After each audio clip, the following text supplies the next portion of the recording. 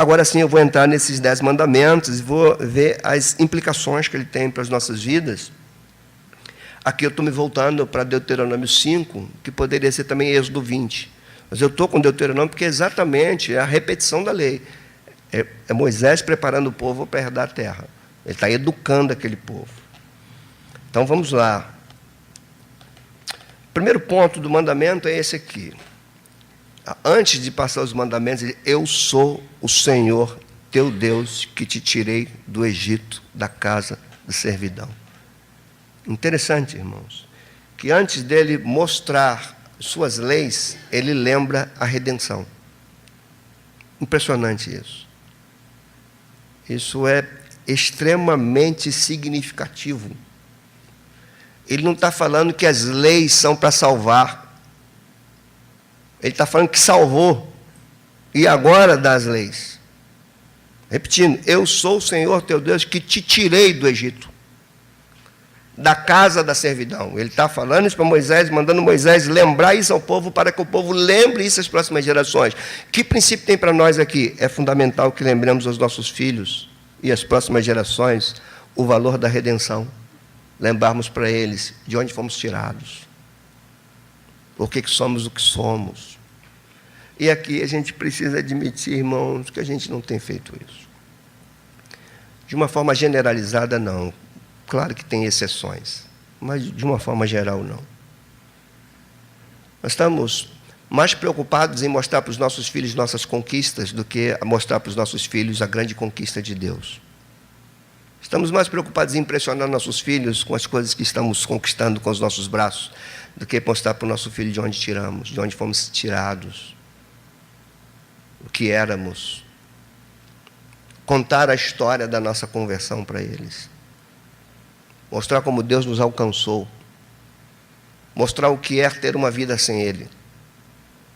Nossas criancinhas começarem a aprender isso desde pequenininhas. O valor da redenção. É tão valioso que o Senhor começa com isso. Lembra de onde eu tirei? Todos os mandamentos que ele dá, lembra que fostes escravos na terra do Egito.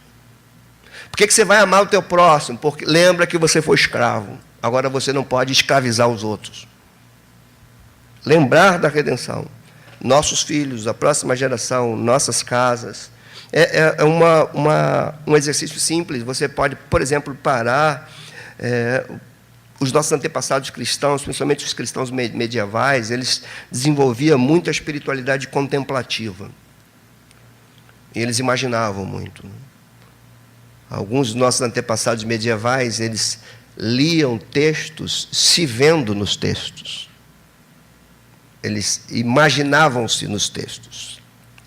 E a gente, às vezes, poderia fazer um exercício de imaginação que não é simples. Se você parar aqui e pensar e falar assim, fazer uma pergunta simples para você. O que seria da minha vida se o Senhor não tivesse me alcançado naquele dia? Onde estaria eu hoje? Que caminho eu poderia ter tomado? Como seriam meus pensamentos? Que tipo de pai eu seria? Que tipo de mãe eu seria?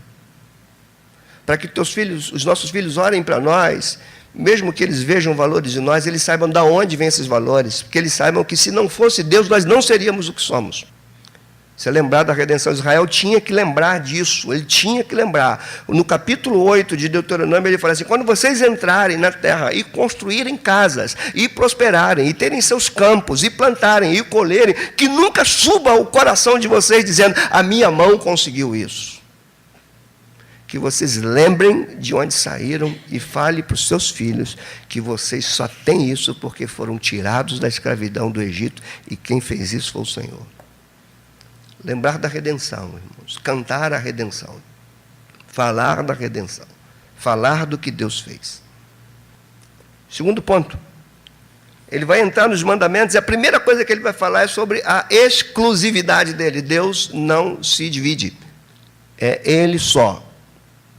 Ele não divide a glória dele com ninguém. E o mandamento é esse. Primeiro e segundo mandamentos. Os dois primeiros. Não terás outros deuses diante de mim. Não farás para ti imagem de escultura, nem semelhança alguma do que há em cima do céu, nem embaixo da terra, nem nas águas debaixo da terra. não as adorarás, não lhes dará culto, porque eu, o Senhor teu Deus, sou Deus zeloso, que visito iniquidades dos pais aos filhos até a terceira e quarta geração daqueles que me aborrecem, e faço misericórdia até a 1000 gerações daqueles que me amam e guardam os meus mandamentos. A gente poderia fazer uma pergunta interessante aqui. Será que a gente vive ainda no tempo das maldições? Não, a maldição foi levada na cruz. Mas a gente ainda vive no tempo das consequências. Muitas coisas que nós vivemos não são maldições que estão vindo, são consequências de negligências, consequências de sementes mal plantadas, consequências de ausência de exemplo, de ensino. Isso é tão forte que a gente chama isso de lacuna de gerações. Se nós não passarmos isso para os nossos filhos, ele não vai passar para a geração dos filhos deles, e que também não vai passar. Daí, gerações inteiras vão viver distante desse Deus. Quando você abre o livro de Juízes, você vai ver algo muito interessante. Capítulo 2 vai dizer que a geração que entrou na terra morreu. Foi com Josué. E uma outra geração surgiu que não conhecia o Senhor. O que a gente tem ali? Uma geração que se preocupou com a guerra, mas não se preocupou em transmitir isso para os seus filhos. Por isso as próximas gerações não conheciam. Irmãos, olha, sem querer ser dramático, uma vez eu perguntei isso para o Augusto, né? Augusto poeta, né? Ele é negro. Falei, Augusto, você tem provavelmente uma origem africana. Você conhece os idiomas da África? Não. Você conhece a cultura dos africanos? Não. Conheço nada deles. Por quê? Porque à medida que a coisa vai evoluindo, ele foi absorvido por outras culturas, por outras nações, por outros hábitos, ao ponto de não lembrar mais de nada da origem dele. O que eu quero dizer com isso? Se nós não transmitirmos isso que o Senhor está ordenando nas nossas casas, daqui a alguns anos, nós vamos ter uma geração que vai ter ideias muito vagas do que é Deus, do que é a criação, do que é a redenção. Nós só não teremos isso porque Deus tem remanescente. E Deus sempre tira um remanescente do meio de um povo que vai se perdendo. A história toda comprova isso. Então, esse é o primeiro e segundo mandamentos que a gente precisa trazer para nossas casas. Por quê? Porque ele protege. Há um ponto interessante. Os mandamentos que Deus dá não são simples negativas, não tem um aspecto negativo. Os mandamentos não são dados para proibir, os mandamentos são dados para proteger algo. Quando ele diz não matarás, ele não está só proibindo não matar, ele está protegendo a vida. Quando ele diz não colocarás outros deuses diante, ele não está só proibindo, ele está protegendo a segurança de Israel, que era a singularidade dele. O único Deus, o soberano, o que tirou eles da terra do Egito.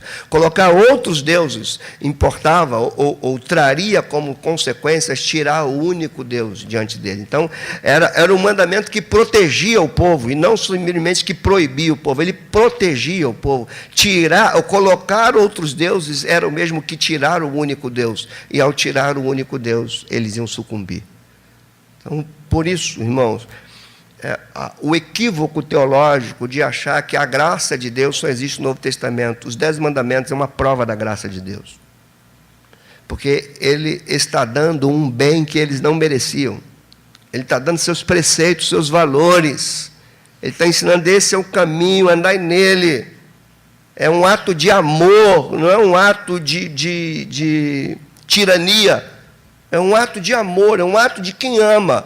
Esse princípio tem que estar nas nossas casas. Sempre que aprendemos a proibir nossos filhos, não só pelo fato de proibir, é o fato de guardá-los, é o fato de amá-los. Só que, irmãos, hoje nós temos vergonha de proibir. E a gente tem que admitir isso. Nossa cultura jogou isso por terra. E nós obedecemos mais a cultura do que a palavra de Deus. Só que a cultura passa e se transforma. A palavra de Deus permanece para sempre. Sempre viva, sempre eficaz. Ainda falando sobre esse mandamento, né, o terceiro mandamento agora, ele vai dizer, não tomarás o nome do Senhor teu Deus em vão, porque o Senhor não terá por inocente o que tomar o seu nome em vão. O que esse mandamento protege? A santidade de Deus. Deus é único, santo, separado. Deus, quando ele diz, não tomarás o nome do Senhor Deus em vão, a gente poderia colocar uma frase bem abrasileirada, bem século XXI, dizendo, Deus não pode ser comparado ao coleguinha de escola que nós temos. Deus não pode ser comparado a um coleguinha, ele é Senhor absoluto. A gente vive numa geração que brinca muito com o nome de Deus. Israel levava isso mais a sério. O nome de Deus é santo. Não tomarás o nome do Senhor teu Deus em vão, porque o Senhor não terá por inocente aquele que fizer isso. Os outros povos faziam isso. Santidade de Deus é o atributo pelo qual o Senhor se identifica. Quando você lê o livro de Levítico, e para quem acha que Levítico é uma leitura chata, ele arrancou lágrimas dos meus olhos ao falar da santidade de Deus, ao falar do culto a Ele. Ao falar de Levítico atravessou a minha alma nessas 2 semanas. Aliás, o Pentateuco todo atravessou a minha alma nessas 2 semanas. Não sei quantas vezes eu já li o Pentateuco, mas essa semana ele atravessou a minha alma de uma forma singular. As verdades saltaram desse texto. É necessário ensinar a santidade de Deus dentro dos nossos lares, sobretudo numa geração na qual os seres humanos têm se portado como deuses. Ensinar a santidade de Deus, ensinar a reverência a Deus dentro dos nossos lares, que nossos filhos podem estar vendo isso para vergonha nossa, mas que a gente está no degrau da humildade. Nossos filhos podem ver a gente brincando com o nome de Deus dentro de casa, e a gente pode passar para eles a ideia de um Deus apenas religioso. Quando nós, irmãos, sem motivo algum, deixamos de estar num culto a Deus para fazer outra coisa qualquer, quando nossos filhos veem aquilo, a pior coisa que pode acontecer com os nossos filhos é se familiarizar com aquilo. Na cabecinha deles vai processar o seguinte: isso é normal. O negócio de Deus é só lá. Isso é normal. Nós podemos ensinar correto, como podemos ensinar de forma equivocada. Nossas palavras ensinam, mas nossos atos também ensinam. E a nossa geração precisa saber disso. Como é que eu vou colocar minhas palavras para você entender mais? Permita-me eu dar um testemunho meu, crendo que você não vai entender que eu estou querendo me colocar como superior a ninguém, porque eu não sou. Mas a minha família, por exemplo, quando vai fazer algum tipo de festividade, eles evitam fazer no domingo. Por quê? Se eles querem que eu esteja presente. Eles sabem que eu não vou largar. E eu não estou falando isso porque eu sou pastor, não. Sempre foi assim. Sempre. Eles sabiam que eu não ia largar o domingo para estar na festinha deles. Quando eu falei isso, e às vezes as coisas são mal entendidas, as pessoas falam assim, isso é um mau testemunho, vai dizer que agora está na igreja e não se mistura. Não, não é isso. Eu sempre misturei com eles, sempre quando eles me precisaram. Só que eu sempre deixei claro para ele que tem uma prioridade na minha vida. Sempre deixei claro para a minha família que Deus está à frente de qualquer coisa. Quando eles chegaram a mensurar, a diagnosticar a coisa, caramba, se ele não vem para uma coisa dessa, é porque o que ele faz realmente é muito importante. E isso é pedagógico. Isso ensina a santidade de Deus. Como Deus é santo, como Deus é separado de tudo. Como Deus não pode ser trocado, ele não pode virar brinquedo. O nome dele não pode ser alvo de piada. É santo. Daí o tetragrama hebraico, que até o significado até hoje é abstrato, não tem-se uma definição, porque com o medo de mencionar o nome de Deus de qualquer jeito. O nome e a natureza de Deus não podem ser tratados de forma leviana e refletida. E isso a gente precisa começar a trazer dentro da nossa casa. Os nossos filhos começarem a ver, quando a gente fala de Deus, nós temos temor e tremor. Não é uma palavra qualquer, não é um ser qualquer, não é um nome qualquer. É falar de Deus dentro da nossa casa de maneira que transmita temor e reverência. Nunca irreverência. Nunca que a natureza, o nome e as verdades dele sejam tratadas de forma leviana, de forma vã. A oração de Jesus vai expressar isso. Ele diz, portanto, vós orareis assim, Pai nosso que estás no céu, santificado seja o teu nome. Esse é o Senhor, Jesus, ensinando. Outro ponto do mandamento que precisamos ensinar nas nossas casas, está no 4º mandamento. Deus estabelece limites. E parece que nós estamos numa geração que não tem limites. E o que mais nos entristece é que nós somos os maiores exemplos de pessoas sem limites. Perdemos parâmetros. Onde a gente vê isso no Decálogo? No 4º mandamento: guarda o dia de sábado, para o santificar, como te ordenou o Senhor teu Deus. 6 dias trabalharás e farás toda a sua obra, mas o 7º dia é sábado do Senhor. Quando você entende isso à luz de Gênesis 2 é quando o texto de Moisés diz que o Senhor descansou no 7º dia da criação. Esse texto é seguido ao final do capítulo 1 de Gênesis, quando o autor do texto diz assim: viu Deus tudo quanto fez e disse, esse que é muito bom. Aí ele descansa. O sentido do descanso não é movido pelo cansaço, porque seria meio contraditório um Deus que se cansa. Mas o sentido do descanso era o sentido da satisfação e do prazer. Deus viu tudo que ele fez e é como se ele falasse: eu estou satisfeito com o que eu fiz. O que eu fiz é exatamente do jeito que eu queria que fosse. E aí Deus descansa. Nós não temos parâmetros, nós não descansamos porque nunca estamos satisfeitos com nada. A palavra trabalho, ela tem um sentido na criação e na redenção, e ela tem outro sentido na queda. Na criação, o trabalho tinha sentido de prazer, de comunhão, de honra. Adão trabalhava em comunhão plena com Deus, e era extremamente satisfatório ele trabalhar. Daí a palavra do Novo Testamento, quando Paulo diz que nós somos cooperadores. O que é isso? Operamos com Ele. Então o trabalho é sempre prazeroso quando trabalhamos com Ele e para Ele. O trabalho sempre será cansativo quando trabalhamos só para nos satisfazer. Ou a gente entende essas coisas, irmãos, ou a gente não vai ser luz, ou a gente não vai ser luzeiro para nada. Perdemos os parâmetros. Estamos ensinando para os nossos filhos que as nossas conquistas é fruto da nossa falta de freio. Nossas conquistas é porque a gente abriu mão de tudo para trabalhar, para conquistar. Esquecemos que estamos tentando dar tudo para os nossos filhos, estamos tirando o melhor dele, que é a nossa presença. É a nossa vida cheia de Deus. Então, quando Deus fala descansa, Ele tenha contentamento. Pare para desfrutar daquilo que eu tenho feito. Nós estamos tão desenfreados, irmãos, que a gente nós reclamamos mais daquilo que não temos, do que agradecemos pelo que temos. Repetindo, a palavra trabalho na criação era acompanhada de prazer, na redenção também. O que Jesus falava? Meu Pai trabalha até agora, eu também. Minha comida é fazer a vontade do meu Pai. O que é isso?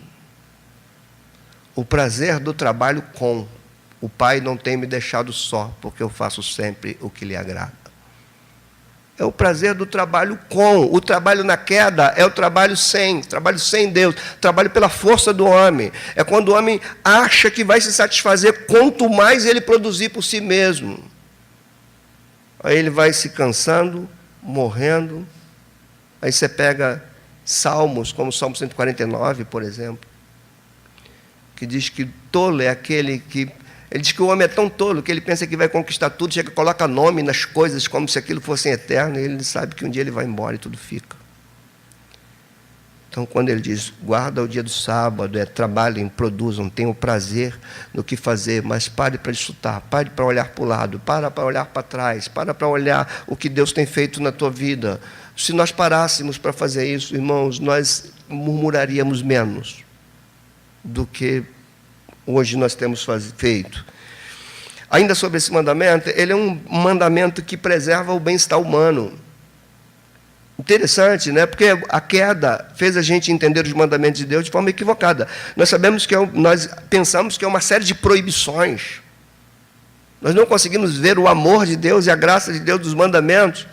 Onde a gente vê o amor de Deus e a graça de Deus, quando Ele diz assim, guarda um dia da tua semana.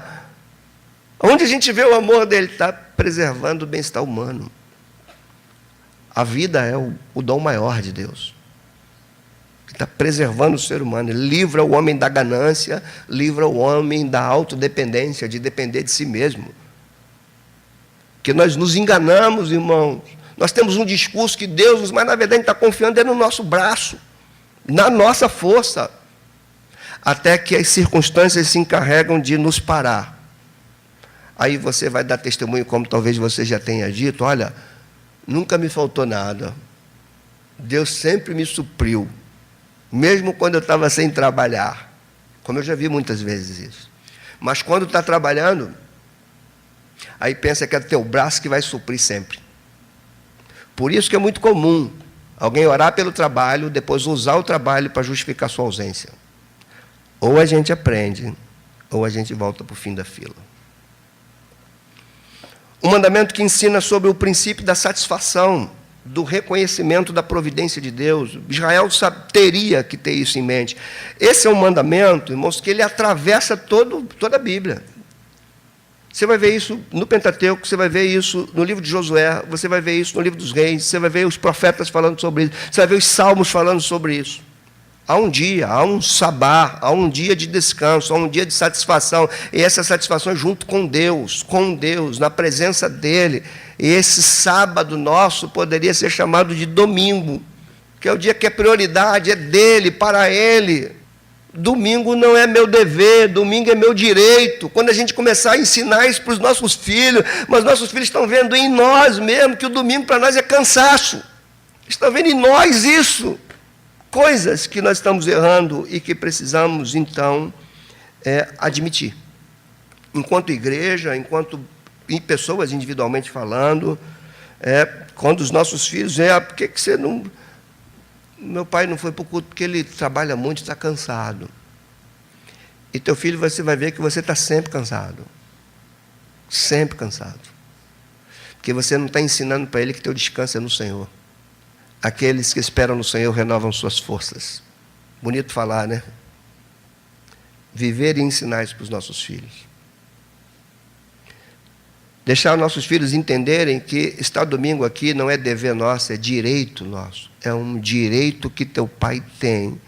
Estar lá naquele lugar com as pessoas que foram libertas por esse mesmo Deus.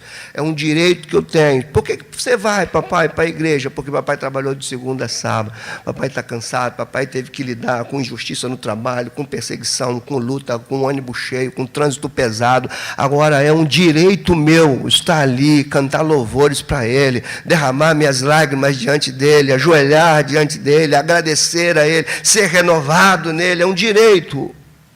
E não dever. Mas nós ensinamos o contrário, irmãos. Ensinamos, tem uma geração inteira tendo a igreja como um peso. Por causa de nós. É tempo de mudar. A gente está aqui para isso. Para ouvir o que Deus fala, reconhecer e, na força dele, corresponder. É um mandamento que nos revela que o ser humano não sobrevive sem que se renove no seu Deus. Quer ver uma coisa muito interessante? Em Gênesis, quando Deus manda Abraão sair de Ur, olha, os mandamentos assim, que ele dá para Abraão: sai dessa terra, sai da tua parentela, sai da casa dos teus pais, e vai para o lugar que eu ainda vou te mostrar. Abraão ouve essa voz e rompe com tudo e vai. O interessante da peregrinação de Abraão, porque ele vai peregrinar na terra que depois Israel vai possuir. Ele está peregrinando por ali. Muito interessante quando você lê Gênesis, que ele tem um encontro com Deus, ele levanta um altar ali, ele cultua Deus naquele lugar, ele continua peregrinando e em determinado momento ele volta para aquele lugar lá, para de novo cultuar a Deus. Que significado tem isso para nós, irmãos? A gente vê isso nas estações do ano, a gente vai ver isso, por exemplo, nós estamos no mês de maio, indo para junho, daqui, chegar em dezembro, nós vamos ter uma sensação de um ano que está acabando, de um ano que está começando. Por que Deus fez isso? A resposta é porque Deus sempre marcou um ponto para nós retornarmos. É necessário. No domingo nós retornamos, numa virada de ano nós retornamos, o dia que amanhece nós estamos retornando. Nós precisamos retornar. É no retorno que nossas forças são renovadas. Você chega em dezembro, você tem a sensação de cansaço e você quer descansar quando começar esse mês, começar esse ano. Quando Abraão peregrinava e voltava, ele descansava no altar que ele ergueu. Nós trabalhamos de segunda a sábado, no domingo nós paramos para descansar diante do altar dele, para continuar peregrinando. Ou ensinamos isso, ou teremos uma geração que nada conhece de Deus. E nós seremos os culpados por isso. Um mandamento que protege contra os perigos da presunção e da autorrealização. Mundano. As pregações hoje, irmãos, como eu já tenho falado para vocês, ela é carente de questões doutrinárias e ela é repleta de questões motivacionais. As pregações hoje é mais autoajuda do que ajuda do alto. É mais fazendo o homem acreditar em si mesmo. É contra o que Deus está falando. Nós pregamos para fazer a pessoa acreditar em si mesmo. Você pode, você é capaz. Você não é capaz, você não pode. Paulo chega a dizer assim, nós não somos capazes nem de pensar alguma coisa como se partisse de nós. A nossa suficiência vem de Deus. Ao invés de nossos filhos nos ver como super-heróis, é melhor a gente dizer para ele de onde vem a nossa força. Onde nos renovamos. De onde vem nossa sensibilidade, nossa maturidade. A melhor coisa que a gente faz.